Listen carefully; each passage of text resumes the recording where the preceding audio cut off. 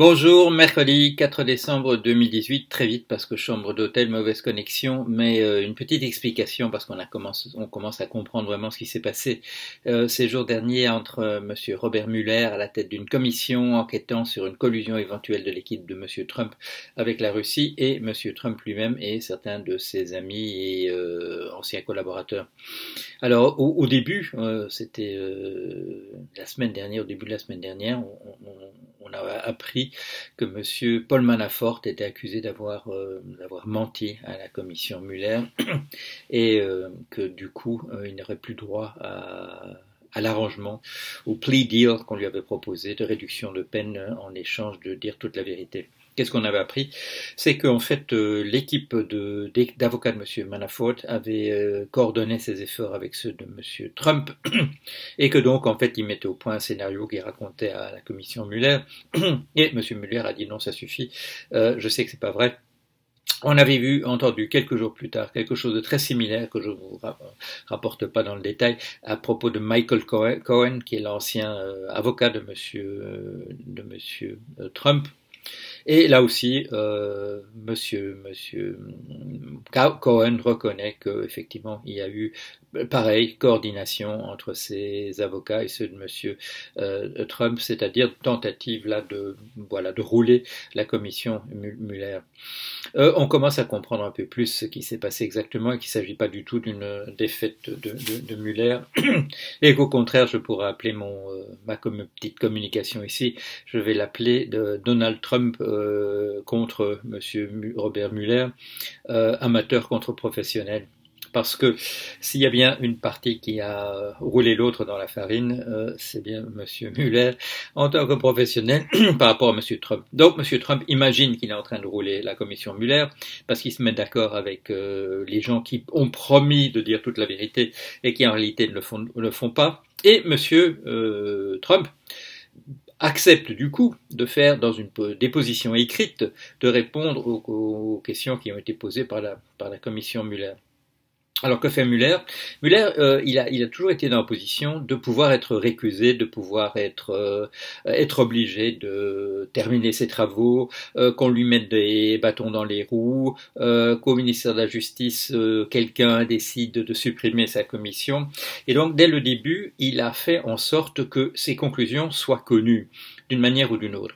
Et au départ, il l'a fait, ça je l'ai souligné chaque fois qu'il le faisait, il déléguait une partie de son travail à d'autres cours, en particulier à des cours liés à des États, ce qui empêche l'administration centrale d'interférer, de faire des ingérences de la manière dont elle pourrait le faire si c'était directement la commission Mueller qui s'en occupait. Donc première chose, disperser l'information, la redistribuer à l'intérieur du système pour que ça apparaisse quand même si Mueller est éliminé.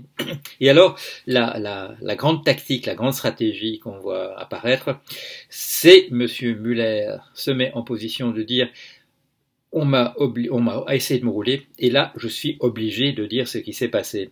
Et ça, personne ne peut l'empêcher de le faire. Tant que sa commission existe. Et c'est ce qu'il a fait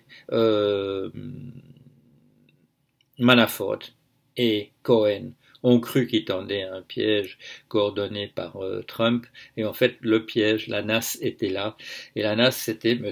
Mueller qui l'avait fait. Il se doutait peut-être, ou alors il a découvert en cours de route qu'on allait lui mentir, qu'il y avait coordination avec les avocats de Trump, et il a dit venez donc mes amis, moi je sais exactement ce qui s'est passé, et pour chacun de vos mensonges, je vais publier 5 pages en expliquant ce qui s'est passé en réalité, quelle est la véritable information, et alors si vous mentez, eh bien, je vais diffuser mon rapport en disant écoutez, regardez ces gens comme ils sont malhonnêtes. Ils avaient promis de dire toute la vérité et ils ne l'ont pas fait parce que la vérité c'est ceci. Et on sait en particulier le 6 décembre, c'est quoi? C'est dans 2 jours, des explications seront produites par la commission Mueller sur ce que M. Manafort a dit de faux, parce que le vrai, c'est ceci. Et je vous garantis qu'il y aura au moins 35 ou 50 pages d'explications sur ce qui s'est passé véritablement.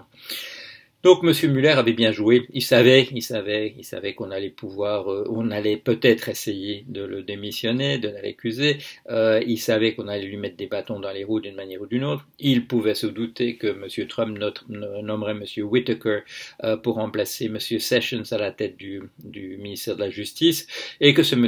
Whitaker allait peut-être supprimer les fonds qui permettent à la commission de fonctionner, et donc M. Muller ne disait rien pendant la campagne électorale des midterms, mais son équipe travaillait, turbinait, et tout est là, tout est prêt à sortir. Le rapport sera peut-être finalement communiqué effectivement au Congrès. Le ministre de la Justice ne pourra peut-être pas rien faire en réalité pour empêcher sa diffusion. Mais de toute manière, M. Muller s'est arrangé pour que d'une manière ou d'une autre, l'information apparaisse. Il fallait pas qu'il fasse durant la campagne électorale des midterms de mi-mandat de M. Trump, parce que ce sera apparu comme les résultats seraient dévastateurs de toute manière pour M. Trump, ce sera apparu comme partisan. Il a bien fait d'attendre, mais aussitôt maintenant, il sort tout ce qu'il sait, et avec un peu de chance, on lui mettra pas trop de bâtons dans les roues, parce qu'on verra en face qu'il n'y a pas grand-chose à faire, qu'il est prêt, s'est arrangé pour que toute l'information apparaisse en pleine lumière le jour où il aurait décidé de le faire. Un professionnel contre un amateur. On en saura plus sûrement dans les jours qui viennent, et sûrement le 6 décembre, quand le rapport relatif à tous les mensonges de M. Paul Manafort seront publiés par le tribunal. Voilà, je vous tiens au courant.